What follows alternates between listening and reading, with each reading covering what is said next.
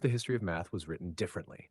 In our universe, calculus was built on the idea of the derivative, the instantaneous rate of change, pioneered by Newton and Leibniz. But welcome to Universe P. In this reality here, calculus begins not with the tangent line, but with the area under the curve. Today, we're going to rebuild mathematics from the ground up with the integral as our first and only principle. Let's begin. Our fundamental problem is finding this area. My insight was to approximate it. We divide the interval from a to b into n thin slices, each of width delta x. On each slice, we build a rectangle. The height of the ith rectangle is f of xi, so its area is f of xi times delta x. The total area is approximately the sum of all these rectangles.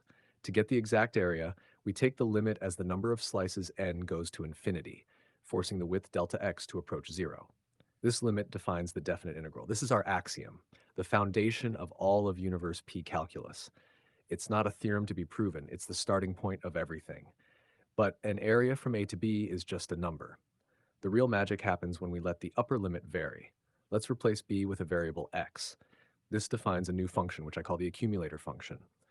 For any input x, n sub f of x gives the area accumulated from our fixed starting point a to x.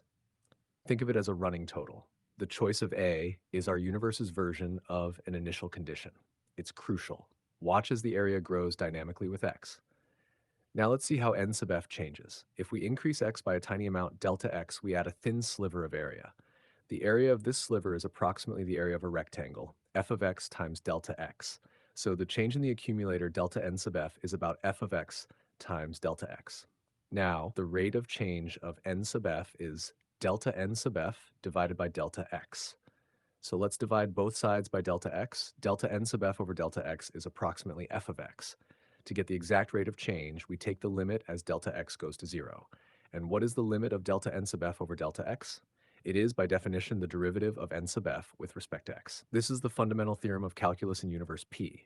We didn't assume derivatives, we discovered them. The derivative is simply the rate at which the accumulated area changes. Differentiation emerges naturally from integration. Suppose someone gives us a function g of x and says, this is an accumulator function. Find the original function f that built it. In other words, find f such that the integral from a to x of f of t dt equals g of x.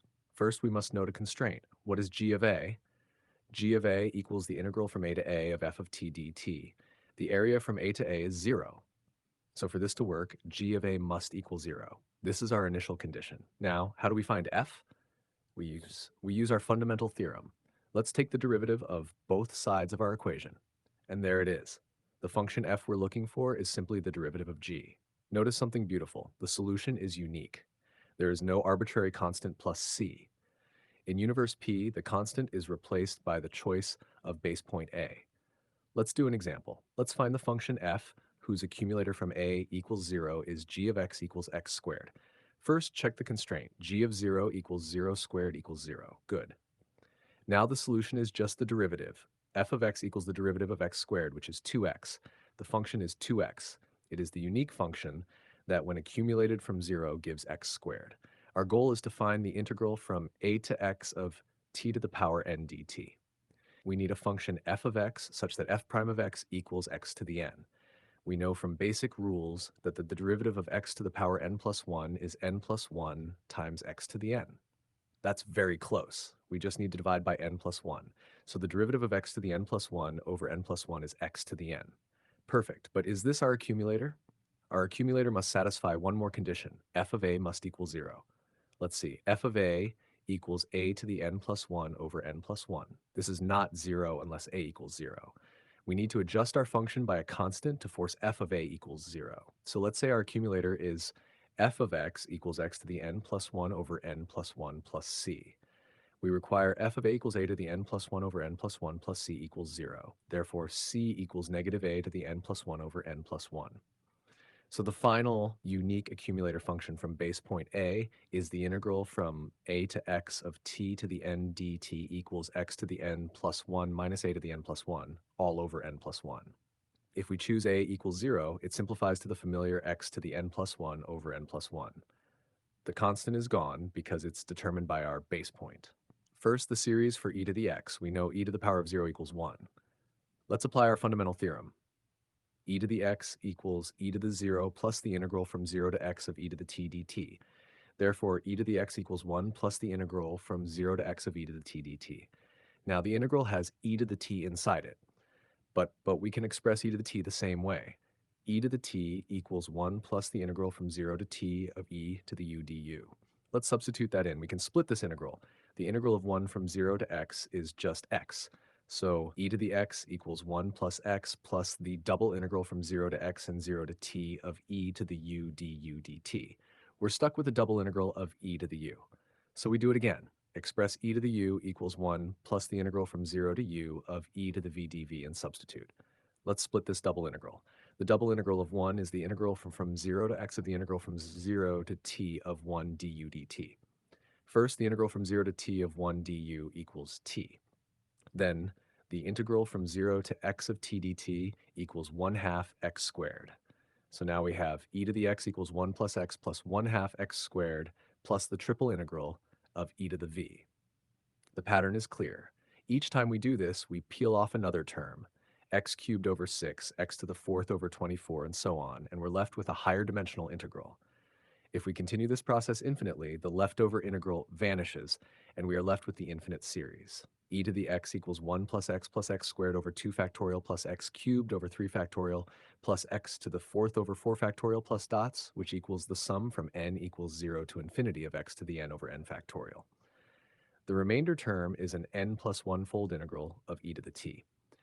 Now, the series for sine of x, we know sine of 0 equals 0, so we start with sine of x equals the integral from 0 to x of cosine of t dt. Now express cosine of t. We know cosine of 0 equals 1, and its derivative is negative sine of t, so by the fundamental theorem, cosine of t equals 1 minus the integral from 0 to t of sine of u du. Substitute this in. Sine of x equals the integral from 0 to x of the quantity 1 minus the integral from 0 to t of sine of u du, all dt. This equals x minus the double integral from 0 to x and 0 to t of sine of u du dt. Now we substitute for sine of u again. Sine of u equals the integral from 0 to u of cosine of v dv. If we continue this process, the positive terms give us x and x to the fifth over 120, and the negative terms give us x cubed over 6 and x to the seventh over 5040.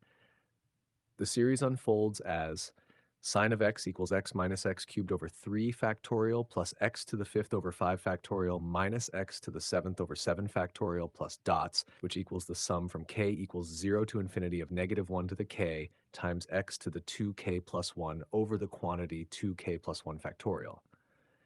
The remainder term is a similar higher dimensional integral. In universe n, our world, we start with the derivative first. Integration is seen as anti-differentiation. The fundamental theorem says the integral of f prime of x dx equals f of x, and we build series using derivatives. In universe P, the integral comes first. The derivative is derived from accumulation. The fundamental theorem says the derivative of the integral from a to x of f of t dt equals f of x, and we build series using iterated integrals. Both approaches lead to the same mathematics. This is the power of mathematical imagination.